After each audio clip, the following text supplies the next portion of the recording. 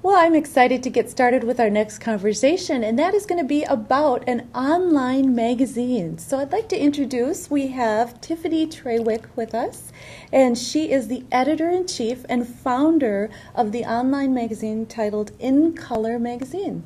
Welcome to the show, Tiffany. Thank you. It's an honor. Glad to have you here and learn more about what you did. And we also have Naava Johnson, and Naava is the lead reporter for InCOLOR Magazine. Hi. Hello.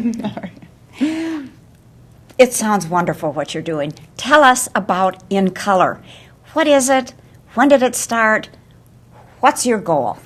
Thank you. Well, InCOLOR is actually an online publication. It is a magazine that I started actually about a year ago.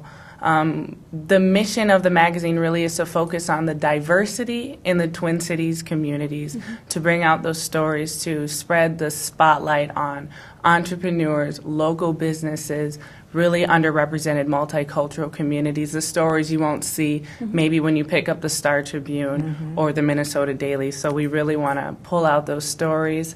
That's our focus. Great. And you started how long ago? Well, we originally started a year ago, and it was kind of like we're really too excited. So it didn't really go as well as we hoped. We learned a lot through that experience, and we relaunched actually 2 months ago, and it's been going very well. No, I didn't realize that because when I looked at it online, of course, it looks so professional and beautiful. So I totally didn't realize it's only 2 months old. I'm even more impressed now. And I've got to ask you, you've got an amazing mission statement, and we want to hear about that. So tell us what the mission statement is. Well, the mission statement for InCOLOR Magazine is our focus is diversity. Our mission is to provoke empathy.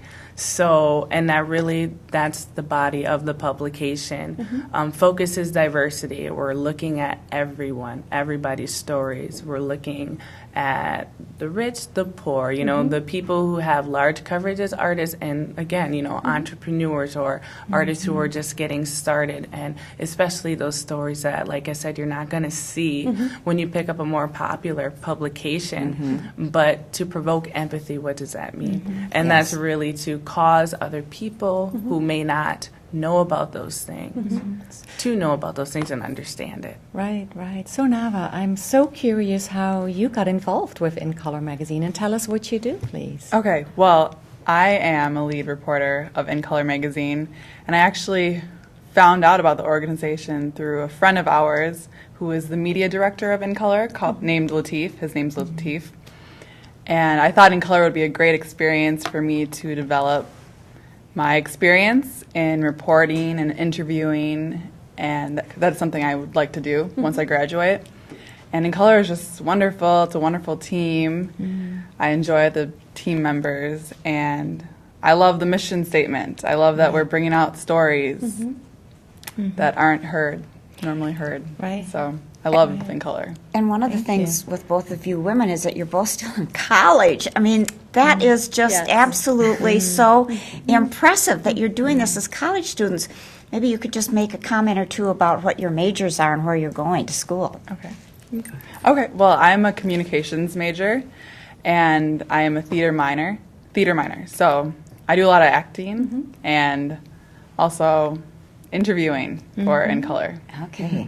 And Naava's actually at Augsburg. I go to the University of Minnesota. I'm a senior, and then I study English major. I'm a major in English, and then I minor in Afro Studies. Okay, wonderful. Very impressive. And I've heard you both say now that these are maybe stories that wouldn't have gotten picked up by some of our major publications here in the Twin Cities. But for people out there who might be wondering, well, why does that matter? Why is that so important that these stories get picked up? Tell us about that.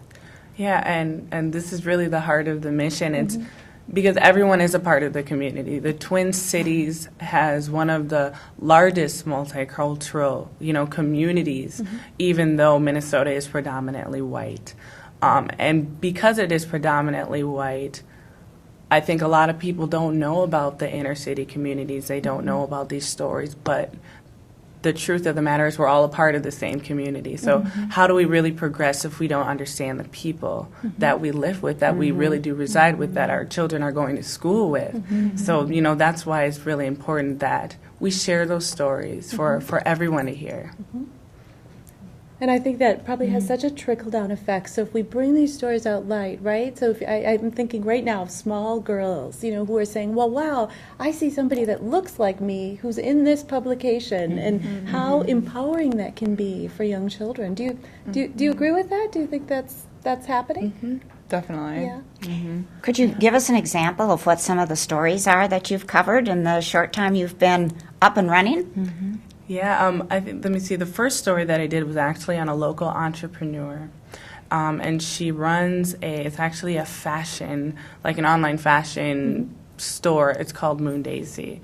And I remember, and she's an African-American, a young girl, probably around my age, and she started her own business. And I remember it's the first story that I published, and she sent me an email the next day, and she said, Tiffany, thank you so much. She said, I never seen a piece like this. She said, you inspired me so much, and it means so much for my story to get out there. But at the same time, I know young girls read it and saw her and could look up to her, and be inspired to follow their dreams. So it inspires me, but it inspired her, and then the readers too. So yeah. I recently did an article about a man named Quentin, who is the coach of a step group at Patrick Henry High School.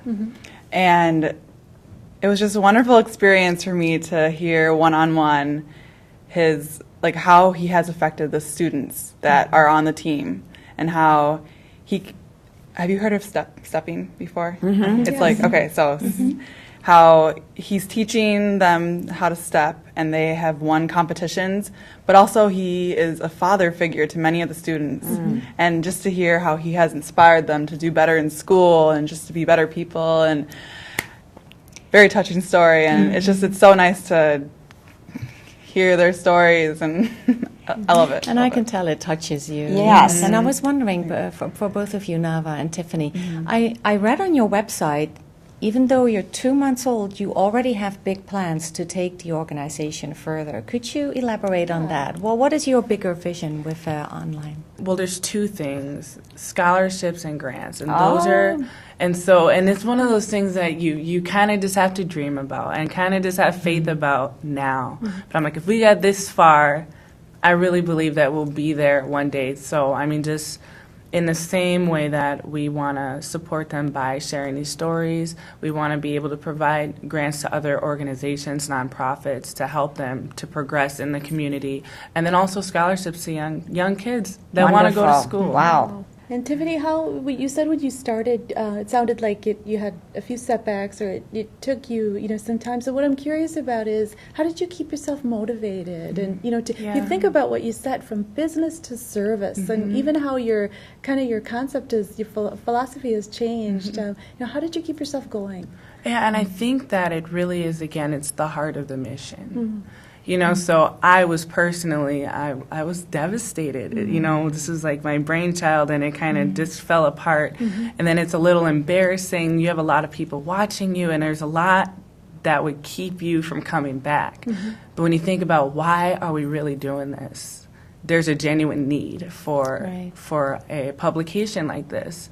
And I feel like, as a writer, no one else realizes that, and that it's my duty to do that. It's a job that needs to be fulfilled. So that's why I'm thankful for my team and the people that are interested, who have that same heart, that drive, because it's needed. Do you know what your readership is in the few months you've been open? Have you checked that out to see how many hits you're having? I haven't looked yet. So when we first started a year ago, I know we had around 5,000 hits within the first week, which was pretty big. Wow. It was pretty big. So this time around, I would have to say it's either that or more, because we still have some of our base following, but it's been very nerve-wracking, and my dad actually keeps going, Tiffany, check those numbers. But I don't know, we're just on the surface, we're just trying to get everything together, and again, stick to the heart of the mission. Make sure we're getting those stories created and getting them out there. So Very impressive. And you mentioned your dad, so I'm wondering, Tiffany, do you have advisors, family, friends, or people from college who advise you on the business side of it? I have a lot of people who support me. So my parents, of course, a wonderful family, and they're behind me 100% with what I do, and they've given me just a foundation to be empathetic and to see past even the Black community. You know, I know to see the rest of the community as well. But I think writing with other publications, I wrote for magazine called 360 in high school. I wrote with the Daily, and I can always go back to those editors, and they'll give me help, you know, and give me advice. So they've been very helpful. Wonderful. So if someone out there wants to check out the online magazine, tell us, how would they find it? They can go to InColorMagazine.com. And so, as you progress with this and you continue to stay on, do you have an idea right now? You talked about your team, so of course you're the lead reporter, and then just give us an idea who else makes up the team. Right, and it's actually there's 4 of us that contribute to you know, most of what goes on, and that's myself. I am the editor-in-chief and founder. Chris Mitchell, she's joined us. And she is our assistant editor. She's also a writer. She handles most of the politics issues. And then Naava is our lead reporter, and she just joined us actually as we kind of restarted around here. We're so grateful to have her with us. And then Latif, he is our media director, so he will handle the filming and the videos that we do. He really helps so much with putting all of that together. So. Yeah, and everybody's been helpful, and everybody truly does have a heart for the mission. So, and a lot of expertise, because again, when I look at your magazine online, it looks very professional and very appealing. I didn't have much time, but I made more time because I was so interested and attracted to the different topics and how they are presented. Wow. Well, good luck to you. Well, I just want to say, you know, what wonderful work you're doing, and you know, students yourself, and being able to launch this. Keep dreaming, because it's going to come true. I really feel like wow. I think if you set your mind to it, you will accomplish it. Thank you. And I think that was exemplified by the fact that it didn't work the first time, but boy, you just kept at it, and now you've got it going and it's successful. Good for you. Thank you. Thank you.